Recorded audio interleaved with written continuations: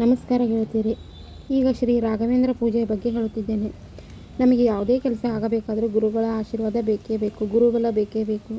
ಗುರುಗಳನ್ನು ಪೂಜಿಸುವುದೆಂದರೆ ಗುರುಬಲ ದೊರಕುತ್ತದೆ.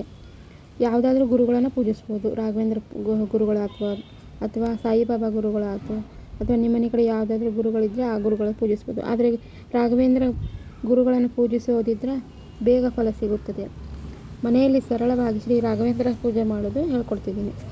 ಕಲಿಯುಗದ ಕಾಮಧೇನು ಕಲ್ಪವೃಕ್ಷ ಎಂದು ಕರೆಯುವ ಶ್ರೀ ಗುರುರಾಯರನ್ನು ಮುಖ್ಯವಾಗಿ ಗುರುವಾರ ದಿನ ಅಥವಾ ಶ್ರಾವಣ ಮಾಸದ ಆರಾಧನಾ ಮಹೋತ್ಸವ ಅಥವಾ ಶ್ರಾವಣ ಫುಲ್ಲು 1 ತಿಂಗಳು 48 ದಿನ ಪೂಜಿಸ್ಬೋದು. ಅಥವಾ ವಾರ 7 ವಾರ ಮಾಡ್ಬೋದು ಈ ವ್ರತವನ್ನು. ಮೊದಲು ಶುದ್ಧವಾಗಿ ಸ್ನಾನ ಮಾಡ್ಕೊಂಡ್ಬಂದು ನೀವು ಮಾಡೋ ಜಾಗವನ್ನು ಶುದ್ಧೀಕರಣೆ ಮಾಡಬೇಕು.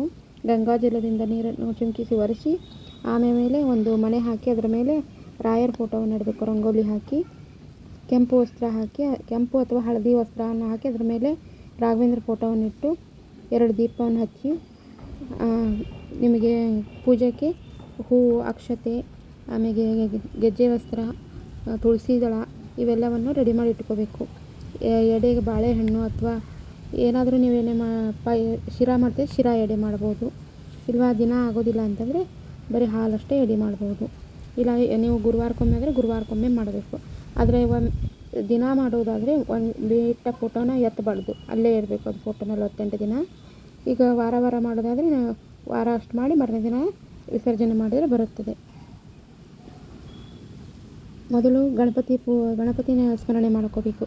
ವಕ್ರತುಂಡ ಮಹಾಕಾಯ ಸೂರ್ಯಕೋಟಿ ಸಮಪ್ರಭ ನಿರ್ವಿಘ್ನಂ ಕುರು ಮೇ ದೇವ ಸರ್ವಕಾರ್ಯೇಷು ಸರ್ವದಾ ಅಂತ ಗಣಪತಿಯನ್ನು ಪೂಜೆ ಮಾಡಿ ಆಮೇಲೆ ಸಂಕಲ್ಪ ಮಾಡಬೇಕು. ನಿಮ್ಮ ಮನಸ್ಸಿನಲ್ಲಿ ಇಷ್ಟಾರ್ಥವನ್ನು ಬೇಡಿಕೊಂಡು ಸಂಕಲ್ಪ ಮಾಡಬೇಕು. ಸಂಕಲ್ಪ ಹೇಳ್ತಾ ಇದ್ದೇನೆ.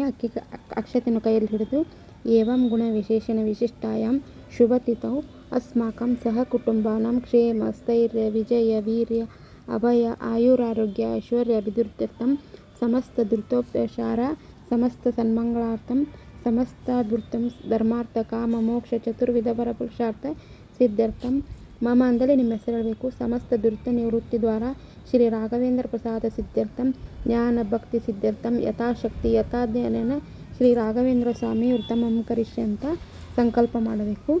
ಸಂಕಲ್ಪ ಮಾಡುವ ಅಕ್ಷತೆ ಹಾಕಿ ಆಮೇಲೆ ಕೈಯಲ್ಲಿ ಅಕ್ಷತೆ ಹಿಡಿದು ಕೈಯಲ್ಲಿ ಅಕ್ಷತೆ ನೀರು ಹಾಕಿ ಬಿಡಬೇಕು. ಆಮೇಲೆ ಮತ್ತೆ ಅಕ್ಷತೆ ತಗೊಂಡು ದೇವ್ರ ಫೋಟೋಕ್ಕೆ ಪ್ರೋಕ್ಷಣೆ ಮಾಡಬೇಕು. ಆಹ್ವಾನಾರ್ಥಿ ಅಕ್ಷಂ ಸಂಪ್ರಮಿ ಆಸನಾರ್ಥಿ ಅಕ್ಷಂ ಸಂಯಮಿ ಅಂತ ಹೇಳ್ತಾರೆ ಹೇಳಿ ಆಮೇಲೆ ಒಂದು ಹೂವಿನಿಂದ ನೀರಲ್ಲಿ ಎದ್ದಿ ಪಾದಯ ಪಾದ್ಯಂ ಸಮರ್ಪಯಾಮಿ ಹಸ್ತಿಯೋದ್ಯಂ ಸಮರ್ಪಯ ಚೈಮುನಿಯಂ ಸಮರ್ಪಯ ಅಂತ 3 ಸಲ ನೀರನ್ನು ಸಿಂಪಡಿಸಿ ಆಮೇಲೆ ಹಾಲಿನಿಂದ ಅಭಿಷೇಕ ಇಟ್ಕೊಂಡಿರ್ತೀರ ಅಭಿಷೇಕನ ಸಿಂಪಡಿಸ್ಬೇಕು. ಆಮೇಲೆ ಮತ್ತೆ ಸ್ನಾನ ಸಮರ್ಪಯಾಮಿ ಅಂತ ಮತ್ತೊಂದು ಸಲ ನೀರನ್ನು ಸಿಂಪಡಿಸಿ ಆ ಹೂವನ್ನು ಫೋಟೋದ ಕೆಳಗಡೆ ಇಡಬೇಕು. ಆಮೇಲೆ ಗಂಧ ಅಕ್ಷತೆ ಗೆಜ್ಜೆ ವಸ್ತ್ರ ಹಾಕಬೇಕು, ಗಂಧ ಹಚ್ಚಬೇಕು, ಹೂಗಳು ಏರಿಸ್ಬೇಕು, ವಾಸನೆ ಬರ್ತಾ ಹೂಗಳನ್ನು ಏರಿಸ್ಬೇಕು. ಹಳದಿ ಹೂವು ತುಂಬ ಇಷ್ಟ ನನಗೆ. ಮಲ್ಲಿಗೆ ಹೂವು, ಹಳದಿ ಹೂವು, ಕೆಂಪು, ತುಳಸಿ ದಳ ಒಂದಾದರೂ ಏರಿಸ್ಬೇಕು. ತುಳಸಿ ದಳ ಏರಿಸಿ ಆಮೇಲೆ ಡಿಸ್ಟೇಷನ್ ಬಾಕ್ಸ್ನೆಲ್ಲನೂ ಅಷ್ಟೋತ್ತರಗಳನ್ನು ಕೊಟ್ಟಿರ್ತೀನಿ. ಆ ಅಷ್ಟೋತ್ತರನ ಒಂದೊಂದು ಹೂವು ಏರ್ತಾದರೂ ಹೇಳ್ತಾ ಏರಿಸಿ, ಇಲ್ಲ ಒಂದೇ ಹೂ ಕೈಯಲ್ಲಿ ಹಿಡಿದು ಇಷ್ಟು ಅಷ್ಟೋತ್ತರನ ಹೇಳಿ ಏರಿಸಿ. ನಿಮ್ಗೆ ಯಾವ ರೀತಿ ಆಗುತ್ತೋ ಆ ರೀತಿ ಮಾಡಿ. ಇದರಲ್ಲಿ ಒಪ್ಪತ್ತೇನಿರಲಿ ನಿಮಗೆ ಅನುಸಾರ. ಒಪ್ಪತ್ತಾದರೆ ಒಪ್ಪತ್ತು ಮಾಡಿ, ಇಲ್ಲ ಹಾಗೆ ಪೂಜೆ ಮಾಡಿ. ನೀವು ಸಂಕಲ್ಪ ಯಾವ ರೀತಿ ಮಾಡ್ತೀರೋ ಆ ರೀತಿ ಮಾಡಬೇಕು. ಒಪ್ಪತ್ತು ಮಾಡ್ತೀನಿ ಅಂತ ಬೇಡ್ಕೊಂಡ್ರೆ ಒಪ್ಪತ್ತು ಮಾಡಬೇಕು. ಇಲ್ಲಾಂದರೆ ಯಥಾ ಪ್ರಕಾರ ಪೂಜೆ ಮುಗಿದ್ಮೇಲೆ ಏನಾದರೂ ತಿನ್ಬೋದು, ನಡೀತೈತಿ. ಆದರೆ ಗುರುವಾರ ಮಾಡೋರು 1 ಹೊತ್ತು ಊಟ ಮಾಡಿದರೆ ಚಲೋ ಆಗುತ್ತದೆ. ದಿನ ಮಾಡೋಕೆ ಒಪ್ಪತ್ತು ಆಗೋದಿಲ್ಲ, ತಿಂಗಳ ಅವ್ರಿಗೆ ಇಷ್ಟ ಅನುಸಾರ ಮಾಡ್ಬೋದು. ಈ ವ್ರತವನ್ನು ಮಾಡೋದ್ರಿಂದ ಬೇಗ ಕಾರ್ಯಸಿದ್ಧಿ ಆಗುತ್ತದೆ. ಇದು 48 ದಿನ ಆದರೂ ಮಾಡ್ಬೋದು, 7 ಗುರುವಾರ ಆದರೂ ಮಾಡ್ಬೋದು, 5 ಗುರುವಾರ ಆದರೂ ಮಾಡ್ಬೋದು. ನಿಮಗೆ ಹೇಗೆ ನಿಗುತ್ತೋ ಹಾಗೆ ಮಾಡಿ.